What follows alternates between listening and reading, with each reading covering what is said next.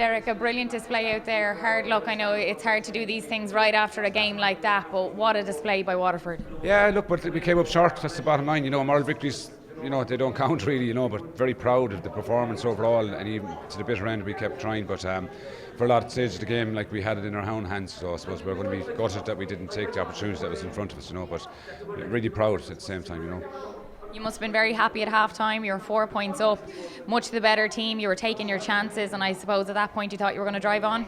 Yeah, and you would hope so, because the game plan that we had was working to that stage. Second half, in fairness, you have to admire Cork. They're a team that are in semi-finals and finals every other year. They found a way to unearth us and figure us out a little bit better. And then look, we invested so much time and energy maybe in the first half, first 40 minutes of the game. Girls ran out of a bit of energy, and maybe Cork started to storm into it then, to be fair to them, but overall, look, yeah, we reflect on that, and where we were at half time, you'd like to be 4 points up, or maybe a point down might have been better for us, maybe giving us a chance to drive on. Maybe when you have a lead hanging out there's a team coming behind to try and catch you, so that probably didn't help us in that respect. So it's not always about having the lead at half time. That if you're going to push on, sometimes you can get. We did it last week. We got complacent against Limerick. So obviously not the same lead today, but overall, yeah. Look, we did. We probably had more chances in the second half that we didn't take. That would be the learning.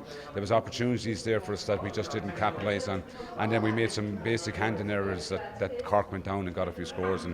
And dare I say, I was a couple of decisions with Ray. I had a word with him after. Just look, wishing him well for the All Ireland if he gets it. But I was one or two things. Maybe we could have got a free. We would have felt, and it would have given us a chance to keep the scoreboard ticking over. Instead, the ball was going down the other end of the field, and Cork were getting the score. So it was that kind of a second half for us, Yeah, definitely. You never gave up. The likes of Niamh Rocketty had a few chances there out on the wing. They just crept wide. I know there'll probably be disappointment there. Yeah, look, and Niamh is one of our top players. Another day, the last day they were going over, and you can't fault her for trying when you need your leaders to step up in those situations, and why not have a go?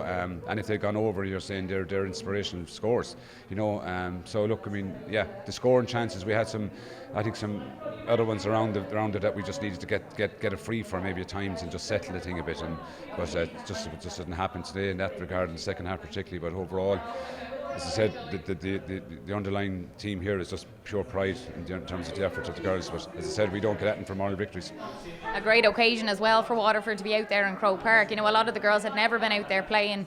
I think there was maybe 4 of the girls who'd been here in the intermediate final a few years back. So a lot of experience gained there, and it's great for the crowd. There was a massive Waterford crowd there. You could hear them. Yeah. Well, obviously they're waiting since our men were dished out of the championship a couple of months ago at this stage. So I was saying earlier on, it is an ill wind that doesn't blow in somebody's favour. So the girls have benefited from that in terms of the profile with camogie and the progress they've made themselves. And I said to them over, they can be very proud not just of today, but they've actually put Waterford camogie on the map, I think, and they've raised the bar for themselves and for young girls that are aspiring to be like those girls. And there's busloads of club girls coming up here today from all corners of Waterford, which is really what it's all about. So they're really setting the bar, and they're custodians for camogie in Waterford, and fair play to them today. They did us proud.